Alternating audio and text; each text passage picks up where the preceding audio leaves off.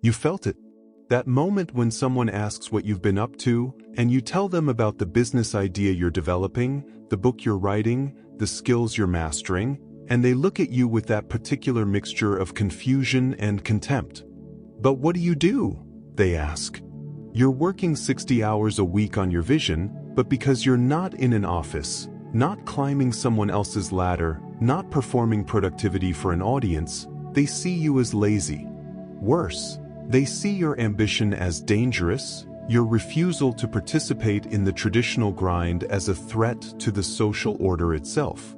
This isn't rare. It's everywhere. The person building something real while rejecting corporate theater. The individual pursuing mastery while refusing to perform busyness. The mind awake in a world that demands sleep. Carl Jung predicted this nearly a century ago. He understood that society doesn't fear the truly lazy, it fears the person who has integrated their shadow enough to pursue authentic ambition without needing external validation. What society calls laziness in such people is actually something far more threatening: consciousness operating outside the collective program. Today, I'm going to show you exactly why society pathologizes the lazy ambitious man, what Jung understood about this psychological mechanism, and how this understanding gives you strategic precision in a world designed to keep you unconscious. Jung wrote, "The individual has always had to struggle to keep from being overwhelmed by the tribe. If you try it, you will be lonely often, and sometimes frightened. But no price is too high to pay for the privilege of owning yourself." What did he mean?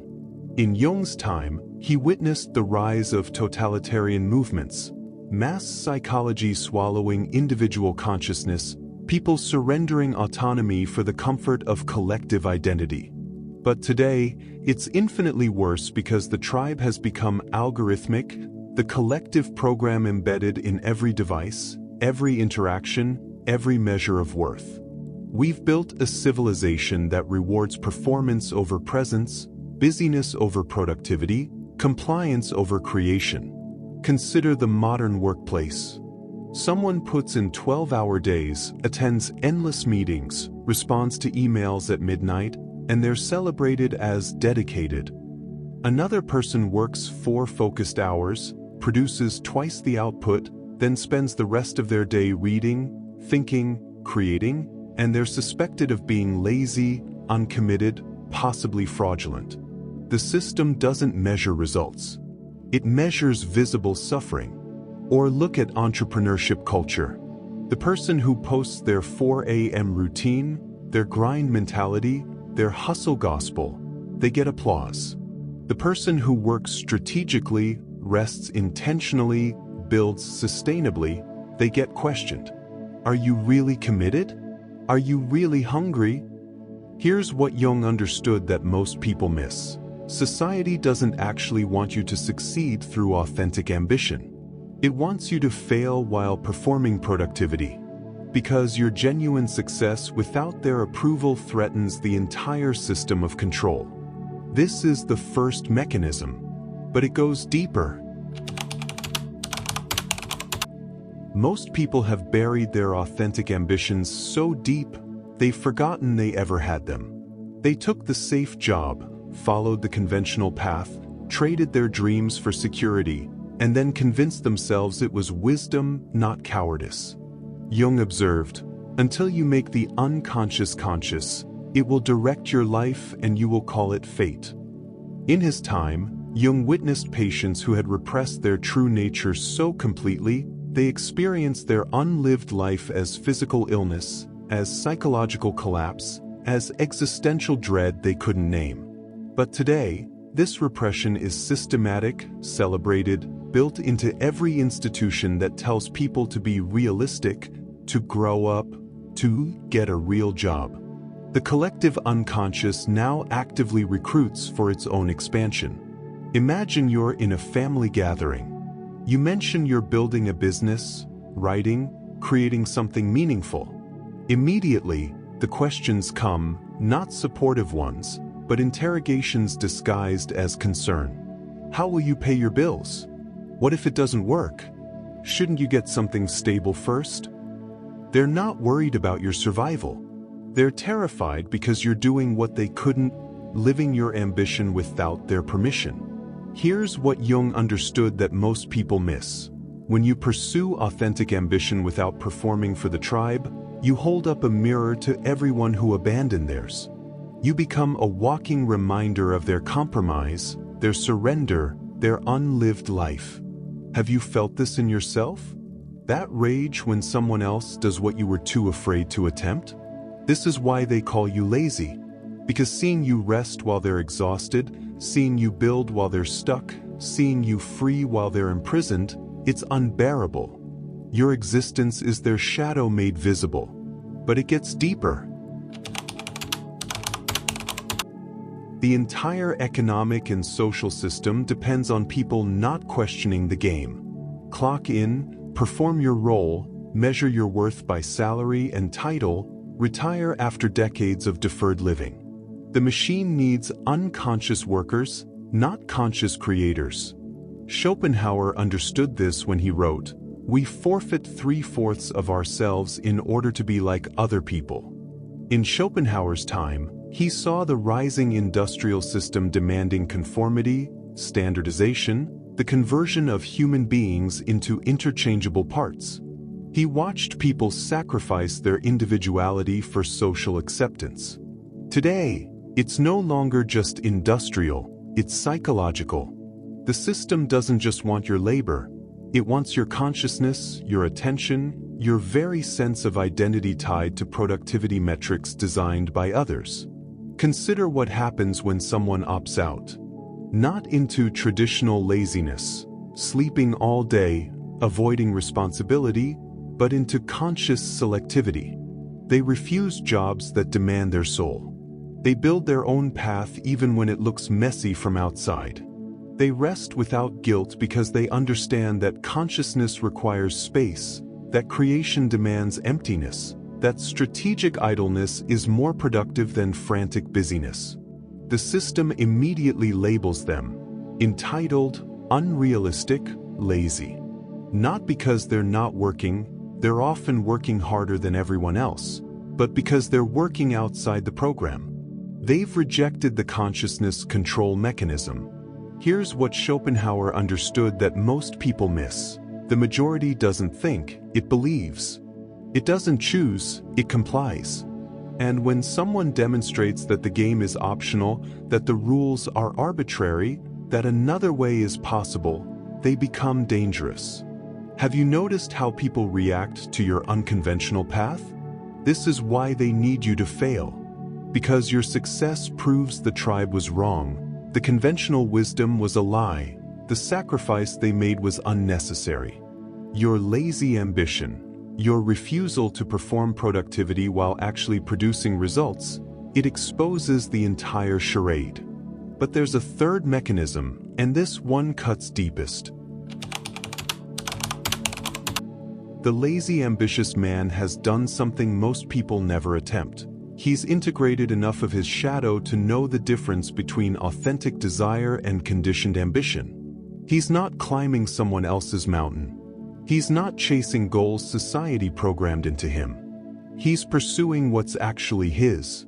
Jung spent decades mapping this territory. He observed, there is no coming to consciousness without pain. People will do anything, no matter how absurd, to avoid facing their own soul. In Jung's era, he witnessed patients who would rather remain in neurotic suffering than do the painful work of integrating their shadow, of confronting the parts of themselves they disowned to gain social acceptance. But today, we've built an entire therapeutic industrial complex that promises healing without integration, growth without pain, transformation without sacrifice. We've professionalized the avoidance of consciousness itself. Watch what happens when someone actually does the work.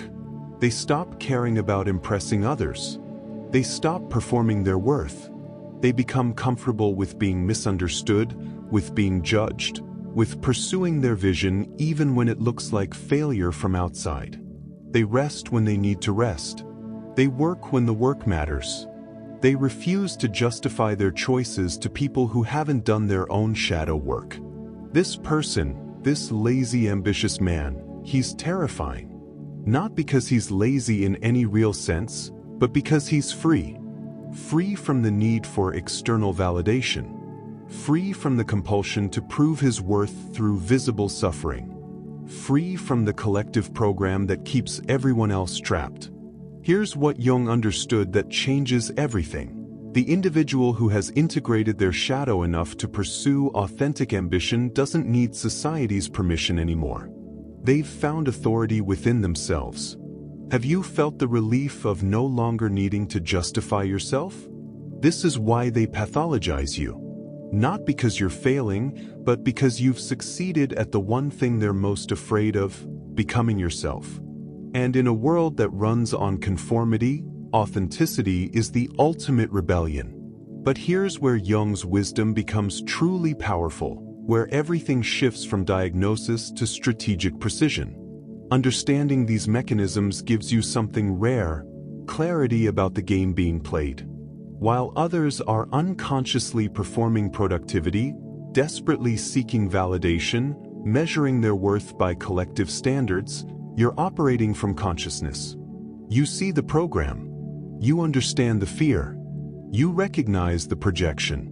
This is massive strategic advantage. When someone questions your path, calls you lazy, demands you justify your choices, you're no longer confused or defensive.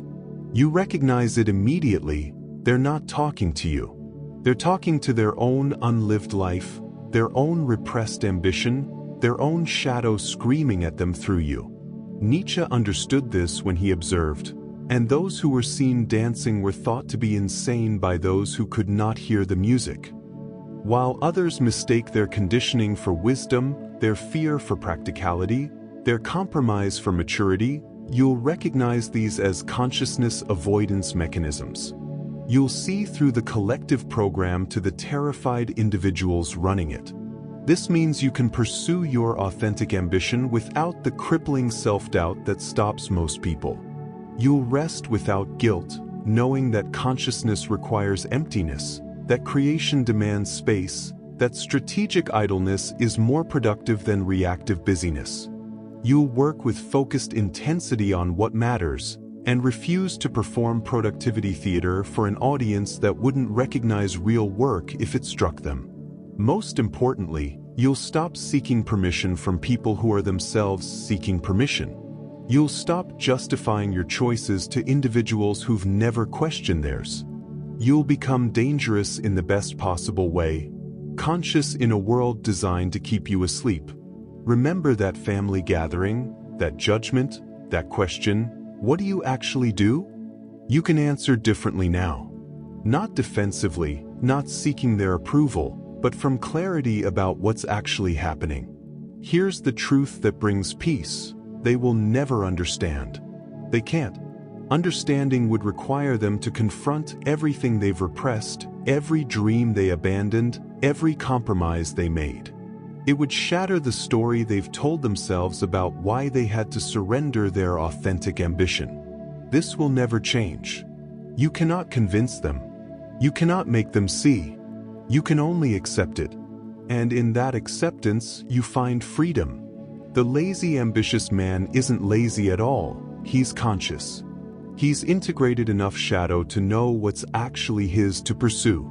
He's brave enough to look insane to people who can't hear the music. He's wise enough to rest when rest serves creation, and work when work serves vision. This week, when someone questions your path, judges your choices, labels your consciousness as laziness, pause. Don't defend. Don't explain. Just notice what's actually happening. They're not seeing you. They're seeing their own shadow. Let them have their projection. It was never about you anyway. Write in the comments, I'm choosing consciousness over conformity. Jung spent his life mapping the psyche's depths, showing us that the path to individuation requires alienation from the collective, that becoming yourself means disappointing people who need you to stay unconscious. The truth is, society doesn't fear lazy people, It fears conscious ones. People who've integrated enough shadow to pursue authentic ambition without needing permission, without performing for approval, without sacrificing their soul for security. Accept that you'll be misunderstood. Integrate your shadow. Own your authentic ambition. And let the unconscious masses call it whatever they need to call it. You'll be too busy creating to care.